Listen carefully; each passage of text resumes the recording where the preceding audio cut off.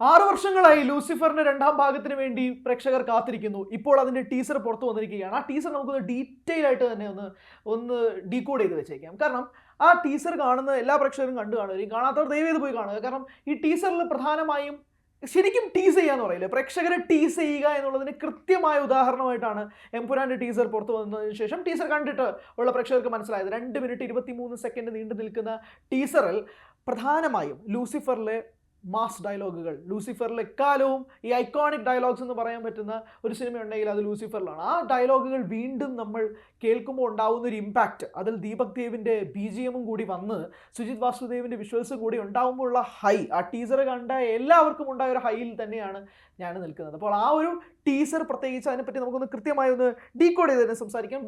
Teaser തുടങ്ങുന്നത് തന്നെ northern ഇറാഖിൽ ദ ഗോസ്റ്റ് ടൗണിലാണ് ഇതിൻ്റെ ഫസ്റ്റ് ഷോട്ട് ഫ്രെയിം ചെയ്തിരിക്കുന്നത്. ആ ഷോട്ട് കാണുമ്പോൾ തന്നെ ഒരുപാട് മിസ്റ്ററി നിറഞ്ഞ ഷോട്ടുകളാണ്. അത് ഈ ഷോട്ടിൽ തന്നെ ഒരുപാട് കഥകൾ പറയാനുണ്ട് കൃത്യമായി ടീസ് ചെയ്യുന്നുണ്ട് പ്രേക്ഷകനെ. ആ ഒരു രീതിയിൽ ടീസർ സ്റ്റാർട്ട് ചെയ്യുന്നു. അതിനുശേഷം പോകുന്ന ഒരു പോക്കാണ്. അതിനുശേഷം പിന്നാലെ നമ്മൾ ലൂസിഫറിൽ കണ്ട പ്രധാനപ്പെട്ട ഡയലോഗുകൾ, ഇപ്പോൾ യുദ്ധം നന്മയും തിന്മയും തമ്മിലല്ല, തിന്മയും തമ്മിലാണ് എന്നുള്ള ഡയലോഗ്, അല്ലെങ്കിൽ ഹിന്ദുക്കൾക്ക് ഇവൻ മഹിരാവണൻ, ഇസ്ലാമിൽ ഇബിലീസ് എന്ന് പറയും, ക്രിസ്ത്യാനികൾക്കിടയിൽ ഇവൻ ഒരു പേരേ ഉള്ളൂ ലൂസിഫർ. ആ ഒരു ലൂസിഫർ ആയിട്ട് ഖുറേഷി അബ്രഹാമായിട്ട് മോഹൻലാൽ വരുമ്പോൾ, അവതരിക്കുമ്പോൾ 6 വർഷങ്ങൾക്ക് ശേഷമാണ് വരുന്നത്. അപ്പോൾ നമുക്ക് ലൂസിഫർ ഒരു തവണ മാത്രം കണ്ടൊരു പ്രേക്ഷകനാണെങ്കിൽ പോലും ആ ഡയലോഗുകൾ മനഃപ്പാടമായി സ്വാഭാവികമായും വരും. മുരളി ഗോപിയുടെ റൈറ്റിംഗിൻ്റെ ഏറ്റവും പ്രധാനപ്പെട്ട ഒരു ഗുണമായി ഫീൽ ചെയ്തതും അത് തന്നെയാണ്. കമ്മിങ് ബാക്ക്, ഈ ടീസറിലേക്ക് മാത്രമായിട്ട് വരുമ്പോൾ നമ്മൾ ജതിൻ രാംദാസിൻ്റെ ഒരു ഫ്രെയിമിൽ കാണുന്നുണ്ട്. ജതിൻ രാംദാസ് PK രാംദാസിൻ്റെ ഫ്രെയിമിൽ നോക്കി നിൽക്കുന്നത്. ടൊവിനോയുടെ ബർത്ത്ഡേ പോസ്റ്ററിൽ റിലീസ് ചെയ്ത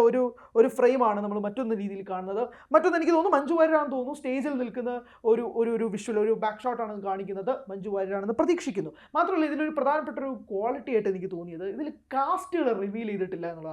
നമുക്ക് സാധാരണയായി ടീസറിന് ഒരു ബൂം ക്രിയേറ്റ് ചെയ്യാൻ വേണ്ടിയിട്ട് പുതിയ ആളുകളുണ്ടെങ്കിൽ ഈ സിനിമയിൽ പ്രത്യേകിച്ച് അവരുടെ 2 ഷോട്ടുകളോ കാണിക്കാൻ പറ്റുന്ന ഒരു ഈസി ഒരു കേക്ക് വാക്ക് പരിപാടിയായിരുന്നു ടീസറിൽ ഉൾപ്പെടുത്തുക എന്നുള്ളത്. പക്ഷേ അതിൽ നിന്ന് കൃത്യമായി പൃഥ്വിരാജ് മാറിയിട്ട് സ്കെയിൽ എന്താണ്, ഞാൻ എന്താണ് ഈ സിനിമയിൽ ബഡ്ജറ്റിൽ യൂസ് ചെയ്തിട്ടുള്ളത്, അല്ലെങ്കിൽ നിങ്ങൾ എന്താണ് തിയേറ്ററിൽ വരുമ്പോൾ എക്സ്പീരിയൻസ് ചെയ്യാൻ പോകുന്ന ഒരു ജൈജാൻറ്റിക് ഫീൽ എന്താണുള്ളത് എന്നൊരു ടീസർ രൂപേണ ഫ്രെയിംസിലൂടെ കാണിച്ചിട്ടുണ്ട്. അതിൽ ഏറ്റവും പ്രധാനപ്പെട്ട ഒരു ഷോട്ട്, കുതിരയ്ക്ക് തീ പിടിച്ചിട്ട് ഒരു നൈറ്റ് ഷോട്ടുണ്ട്. ഒരു നൈറ്റ് KNIGHT നൈറ്റ് ഫയറിൽ പോകുന്നൊരു ഷോട്ടുണ്ട്. എന്ത് രസമുള്ളൊരു ഷോട്ടാണ്. ഞാൻ പറയുന്നത് ഇപ്പോൾ അതിൽ DOP സുജിത് വാസുദേവും പൃഥ്വിരാജും കൂടിയൊക്കെ കൈ കോർക്കുമ്പോൾ ഉണ്ടാകുന്ന മലയാള സിനിമയിലെ ഇമാതിരി ഐറ്റങ്ങളൊക്കെ പിടയ്ക്കാന്നൊക്കെ പറയത്തില്ലേ, ആ ഒരു രീതിയിൽ തന്നെയാണ് ടീസർ കണ്ടതിന് ശേഷമുള്ള ഒരു ഉള്ളിൽ നിന്ന് നമുക്കൊരു അഡ്രിനാലിൻ റഷ് കിട്ടുക എന്ന് പറയുന്നൊരു ഫീല് ഈ ടീസറിൽ ഉടനീളമുണ്ട്. മാത്രമല്ല ഇത് സെറ്റ് ചെയ്തിരിക്കുന്ന ബാക്ക്ഡ്രോപ്പ് നമ്മൾ ടീസറിൽ നിന്ന് കാണുമ്പോൾ തന്നെ കേരളത്തിലുള്ള വിഷ്വൽസ് വളരെ കുറവായിട്ട് ഫീൽ ചെയ്യുന്നത്. ഇപ്പോൾ നോർത്തേൺ ഇറാഖിൽ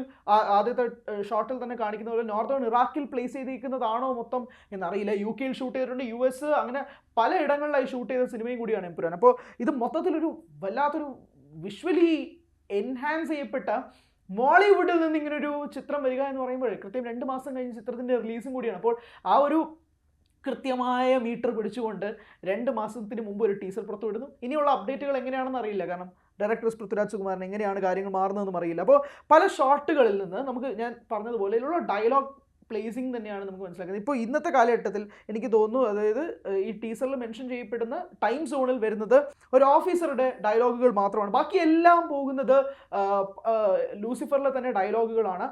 ഇപ്പോൾ ഖുറേഷി അബ്രഹാം എന്ന് മോഹൻലാൽ ലാലേട്ടൻ പറയുന്ന ആ വോയിസ് മോഡുലേഷൻ ഉൾപ്പെടെ ഉള്ളത് ലൂസിഫറിലുള്ളതാണ്. പിന്നെ ഉള്ളത് പൃഥ്വിരാജ് സുകുമാറിൻ്റെ ഡയലോഗാണ്. ഒരവസരം എന്താ ഭൈജാൻ എന്ന് പറയുന്ന ആ ഒരു ഡയലോഗ് ഉണ്ടല്ലോ. അതായത് പൃഥ്വിരാജ് എപ്പോഴും നമ്മൾ ലൂസിഫർ തന്നെ കണ്ടത് തൻ്റെ ഒരു ഷാഡോ പോലെ, ഒരു നിഴലായി, എപ്പോഴും ഖുറേഷി അബ്രഹാമിൻ്റെ ഒരു നിഴലായി നിൽക്കുന്ന സയ്യിദ് മസൂദിനെയാണ്. അപ്പോൾ ആ സയ്യിദ് മസൂദ് ഈ ഒരു സിനിമയിലേക്ക് വരുമ്പോൾ എങ്ങനെയായിരിക്കാം അദ്ദേഹത്തിൻ്റെ ക്യാരക്ടറൈസേഷൻ എന്നുള്ളത് വളരെ അധികം ഇൻട്രസ്റ്റിംഗ് ആയിട്ട് നോക്കിക്കാണുന്ന ഒരു പ്രേക്ഷകൻ കൂടിയാണ് ഞാൻ.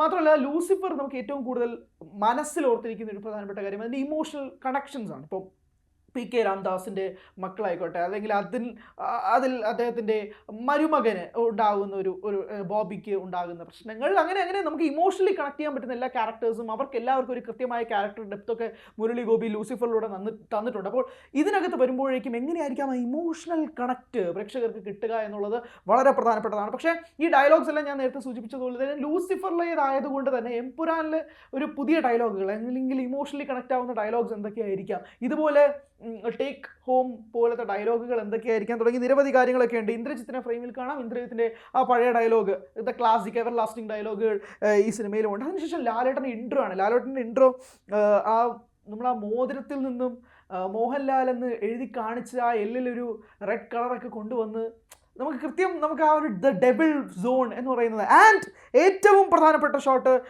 KGF സ്റ്റൈലിൽ KGF 2 ഇൻ്റർവെൽ പോർഷനിൽ യാഷ് നിൽക്കുന്നത് പോലെ ലാലേട്ടൻ തോക്കും പിടിച്ചിട്ട് നിപ്പുണ്ട് മോനെ എന്നൊക്കെ പറയില്ലേ. നമ്മൾ ആ ഒരു ഫീലിൽ ലാലേട്ടനെ കാണുക എന്ന് പറയുന്ന ഒരു, ഇപ്പം ലാലേട്ടൻ ഫാൻ അല്ലെങ്കിൽ പോലും നമ്മൾ ലാലേട്ടൻ അങ്ങനെ ഒന്ന് സോണിൽ കാണുക എന്നുള്ളത്. കാരണം കഴിഞ്ഞ കുറച്ച് മാസങ്ങളായി ലാലേട്ടൻ്റെ സിനിമകളൊന്നും തിയേറ്ററിൽ വർക്കാവുന്നില്ല. അപ്പോൾ ലാലേട്ടൻ്റെ ഒരു പുതിയ ചിത്രം മികച്ച രീതിയിലേക്ക് അതിൻ്റെ ഒരു ടീസർ വരിക എന്ന് പറയുന്ന ആ ഒരു രോമാഞ്ചിഫയിങ് മൊമെൻ്റ് നൽകിയ ഒരു ഫ്രെയിമും കൂടിയായിരുന്നു അത്. ആൻഡ് ആ ഫ്രെയിമിന് ശേഷമാണ് എംപുരാൻ്റെ ടൈറ്റിൽ പോലും റിവീൽ ആവുന്നത്. അതിനുശേഷം പിന്നെ കുറേ വെടിയും പുകയൊക്കെയാണ് നമ്മൾ കാണുന്നത്. പൃഥ്വിരാജ് സുകുമാരൻ എന്ന് ഡയറക്റ്റഡ് ബൈ എന്ന് എഴുതി കാണിച്ചതിന് ശേഷമുള്ള ഒരു പൃഥ്വിരാജിൻ്റെ ഒരു സിഗ്നേച്ചർ, ഇതാ പിടിച്ചോ, ടീസർ അവസാനിക്കുന്നതിന് മുമ്പ് എൻ്റെ വക ഒരു വെടിക്കെട്ടെന്ന് പറയുന്നത് പോലെ ആ ടീസർ എൻഡ് ചെയ്തിട്ടുണ്ട്. സോ ഈ ടീസർ വളരെയധികം അപ്പീലിംഗ് ആണ്, സോഷ്യൽ മീഡിയയിൽ ട്രെൻഡിങ് ആയി മാറിക്കൊണ്ടിരിക്കുകയാണ് ഈ നിമിഷങ്ങളിലൊക്കെ തന്നെ. മികച്ച അഭിപ്രായങ്ങൾ നേടുന്നു. ലൈക്ക പ്രൊഡക്ഷൻസിൻ്റെ ബാനർ സുഭാസ്കരനും കൂടിയാണ് ചിത്രം നിർമ്മിച്ചിരിക്കുന്നത്. അപ്പോൾ ഇതിൻ്റെ ഒരു സ്കെയിൽ എത്രയാണ്, ഇതിൻ്റെ ബഡ്ജറ്റ് എത്രയാണ്? കാരണം ഈ ഓരോ ഫ്രെയിമും കാണുമ്പോഴേക്കും ഇത് ഒരുപാട് കോടികളുണ്ടല്ലോ, ഇത് എങ്ങനെയാണ്